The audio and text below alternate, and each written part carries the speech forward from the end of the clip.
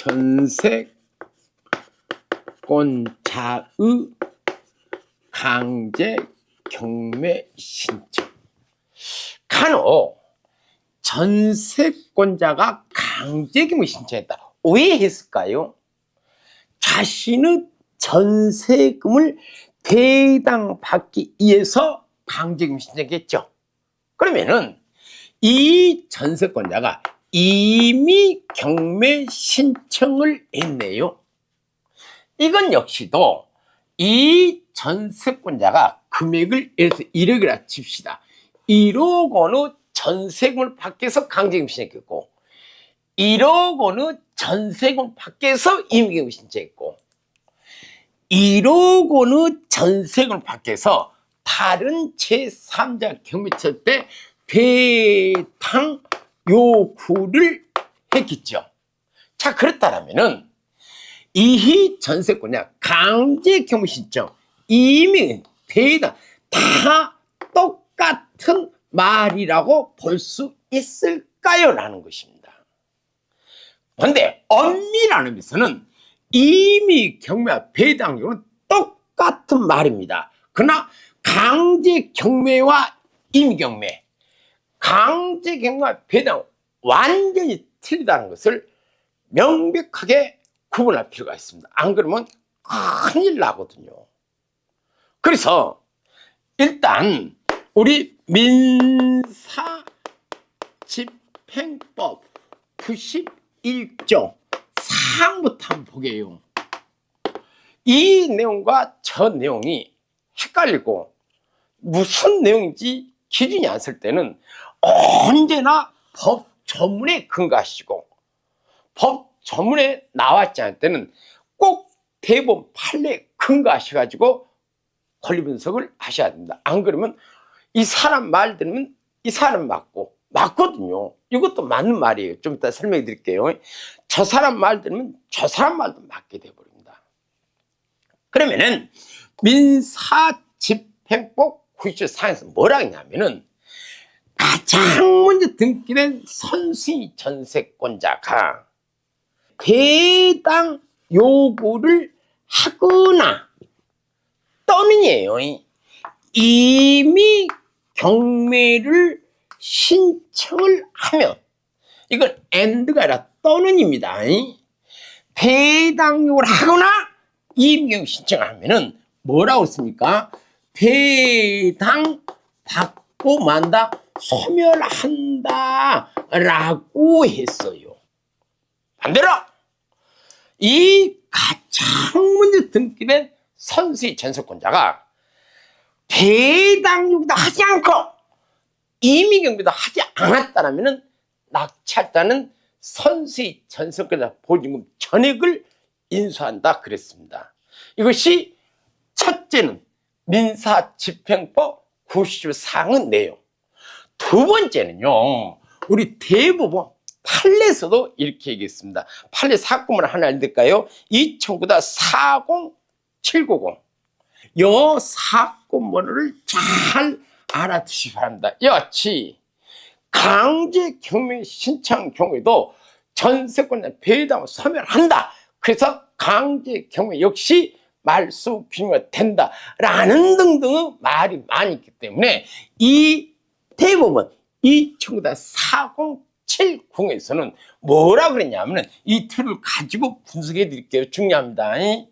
이 가장 먼저 등기된 선순위 전세권자는 오로지 그랬어.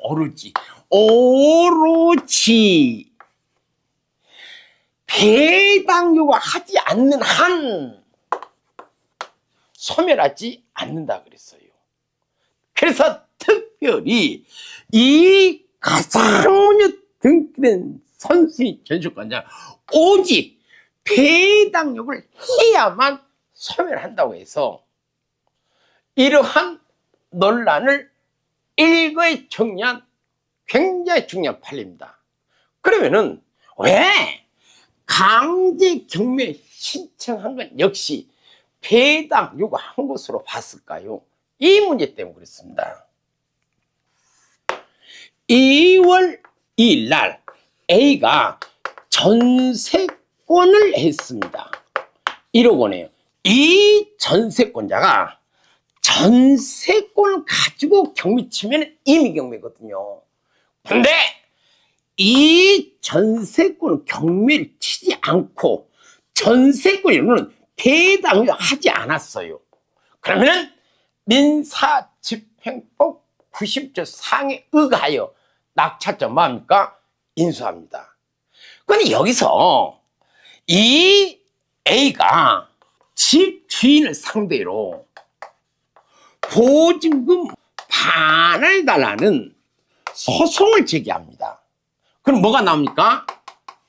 판결문이 나오겠죠. 이 판결문으로 경매 치면 무슨 경매요? 강제 경매입니다. 완전히 다르죠. 따라서 여기서 중요한 것은 강제 경매를 신청했어요. 누가요? A가. 운이 좋게도 1억에 낙찰됐습니다. 그럼 이 돈 누가 가져왔죠? 이 돈을 가져올 사람이 없잖아요. 그러면은 경매 친, 누가 경매 쳤어요?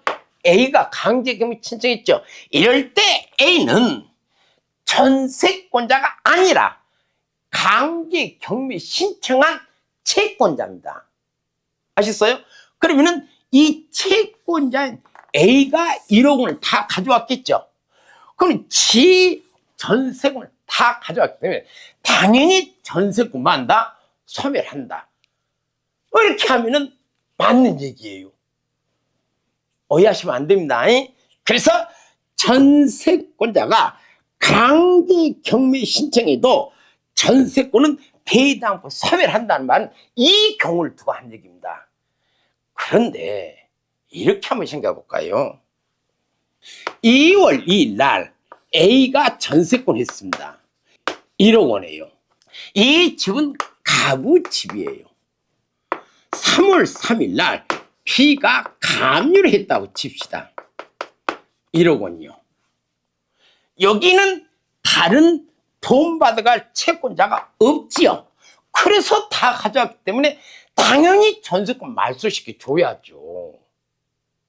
그래서 전세권자가 강제 경매 신청하더라도 배당 요구한 것으로 본다.